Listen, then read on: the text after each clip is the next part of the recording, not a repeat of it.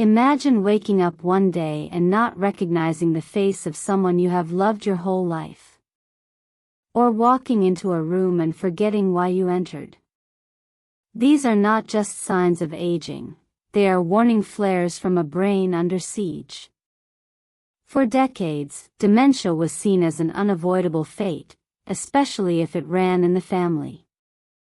But a powerful shift is underway in how science understands this condition.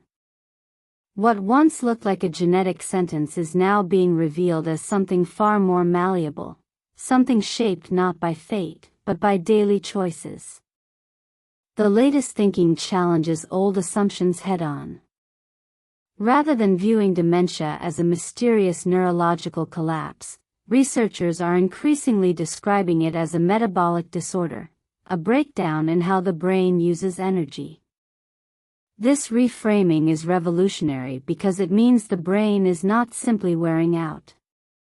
It is starving, drowning in toxins, or suffocating from poor circulation, all driven by habits many consider normal. Sugar-laden snacks, sedentary routines, poor sleep, and chronic stress are not just lifestyle quirks. They are active participants in the slow erosion of memory and thought. At the heart of this new understanding is the role of insulin. Most people associate insulin with blood sugar and diabetes, but the brain has its own insulin system. When that system falters, often due to years of high sugar and refined carbohydrate intake, brain cells struggle to absorb the glucose they need to function. Over time, neurons become energy deprived, communication breaks down, and toxic proteins like amyloid beta begin to accumulate. This process does not happen overnight. It builds silently over decades, long before the first noticeable symptom appears.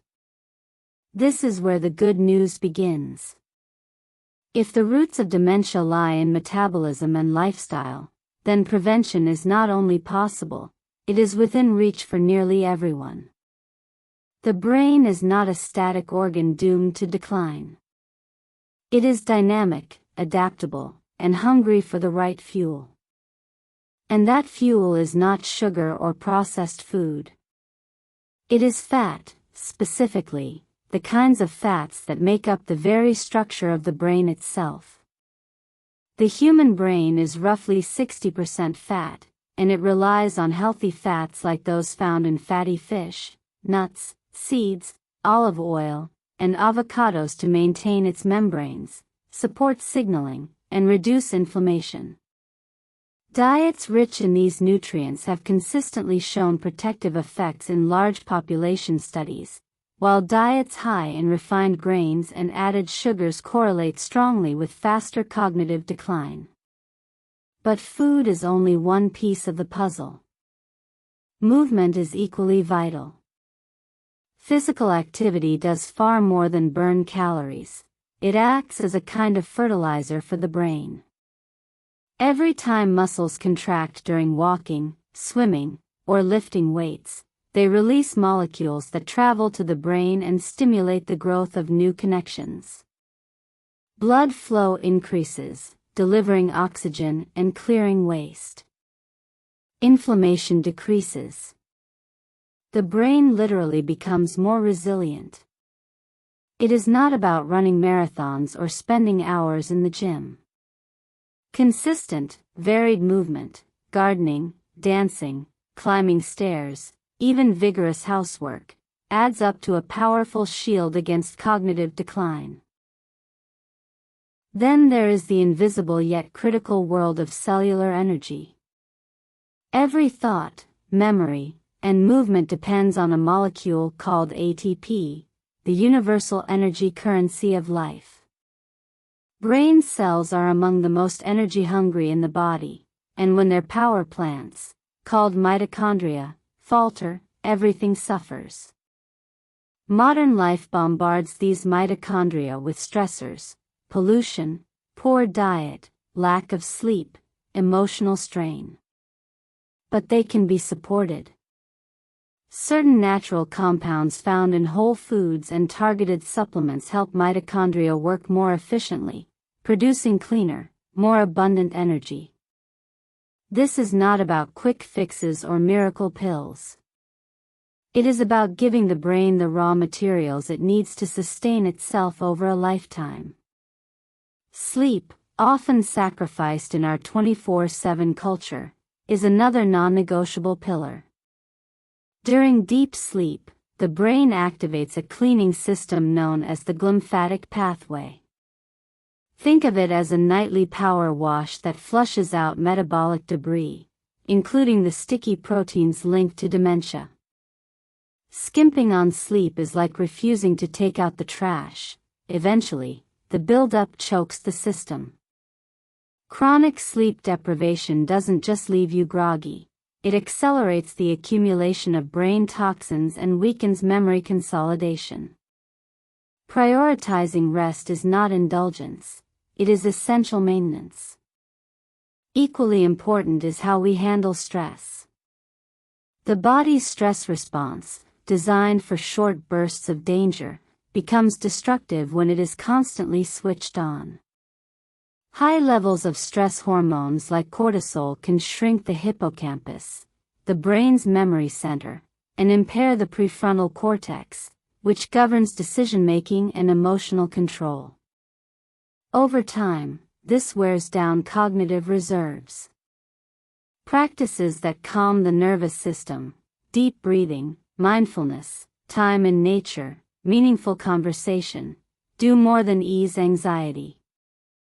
They protect the architecture of the brain itself.